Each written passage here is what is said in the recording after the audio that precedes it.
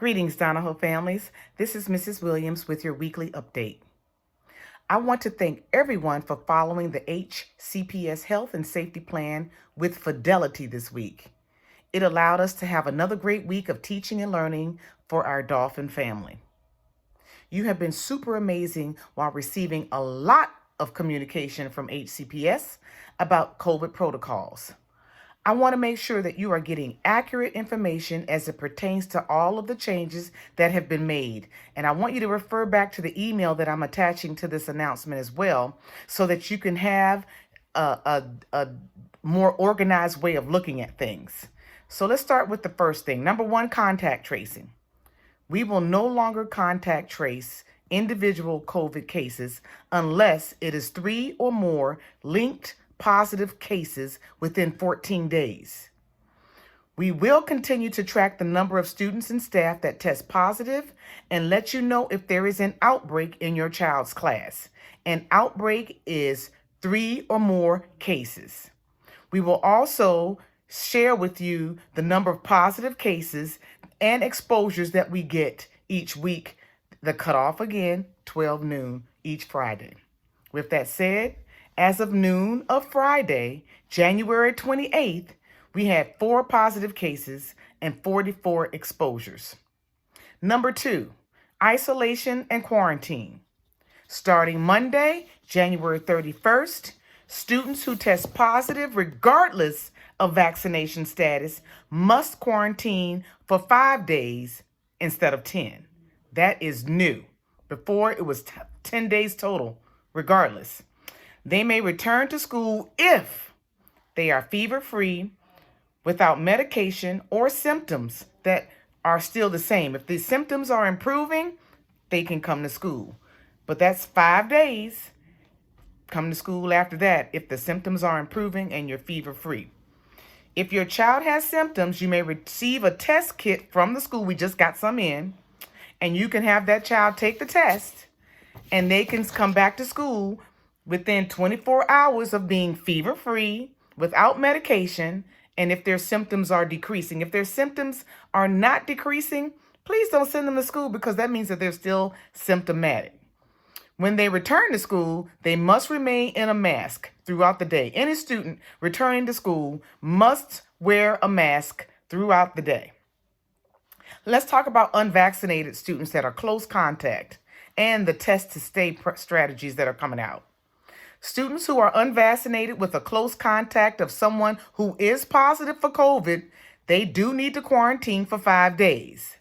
They must be symptom-free and have a negative test on day 5 before they can come to school. When they return to school, they will stay in their mask throughout the day. Unvaccinated students have the option to participate in the Test to Stay program that allows students exposed to COVID to continue attending school even the next day. This is how that works. Parents will receive a COVID-19 test that the student will take every morning for 5 days after being exposed to the virus. Every day that they're negative, they come to school. And the student doesn't have to have any symptoms. If the test is negative and the student doesn't have any symptoms, the student is allowed to stay in school but must continue to wear a mask. We have not received the test to stay kits yet, so even though this is supposed to start on the 31st, I don't have them yet to give. I don't know if anybody's coming in the building tomorrow that has symptoms or that has been exposed and they're unvaccinated, but that's where we are right now. Please follow this email. Next thing I want to talk about is students that are vaccinated and have close contact. Students who are fully vaccinated, which means they've had both doses and are exposed to a positive case, may come to school the very next day.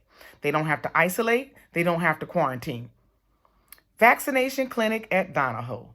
I shared with you recently that Donahoe is hosting a vaccination clinic.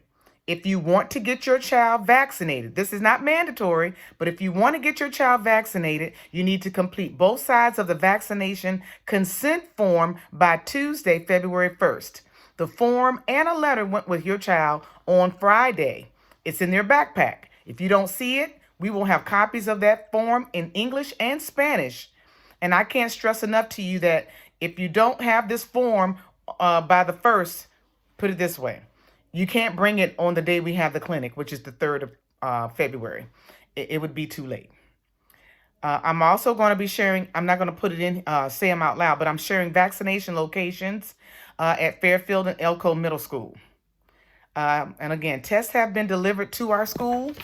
Those parents that want to take, not the test to stay, just regular test kits that if you want to have your child tested and it's for students only, it's definitely not for parents. It's not for friends. It's just for the student.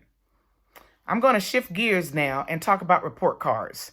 We will be making those report cards available on Parent Portal starting Tuesday, February 8th. But if you would like a hard copy of your child's report, please let your teacher know or contact the office. On Thursday, January 27th, we conducted a lock and hide drill, which is where that's one of our safety requirements that we have to have each year.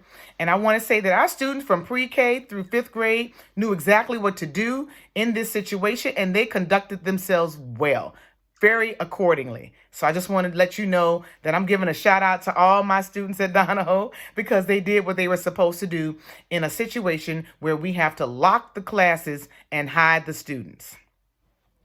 School Counselors Week starts next week, the week of February 7th. I just want to kind of give you a heads up on that. Our school counselors are Ms. Hiltz and Ms. Eccles, and they have been doing the most amazing job that I could ever imagine for our school counselors, especially now when there is a need for what they do, and they are doing it with just wonderfully. That's all I'm going to say about that. Until we hear differently, Donahoe will continue to maintain the mask expectation, which is masks are worn in the building at all times to include above the nose. The only exceptions will be when students are outside for recess or at lunch, or if they're having a designated mask break. If they're following the one of the COVID protocols, that is what I shared with you earlier between those vaccinated and quarantine statuses. We are putting our trust in you as a community at this point because a lot of these things that we're asking you to do, if you do them, we are taking your word for it. So please, before we end up having an outbreak, please make sure that we are getting the actual information from you because we are putting our trust in you. Please continue to pass this information on to neighbors and friends just in case they don't tune in or are not looking at or seeing these weekly updates. And I just want to say thank you to everybody that does listen. I appreciate you for doing your due diligence. It is a lot, and I know it's a lot. And I can honestly say that we're pushing through just like you are, and it is so much appreciated. So until next time, all I can say is go Dolphins and goodbye.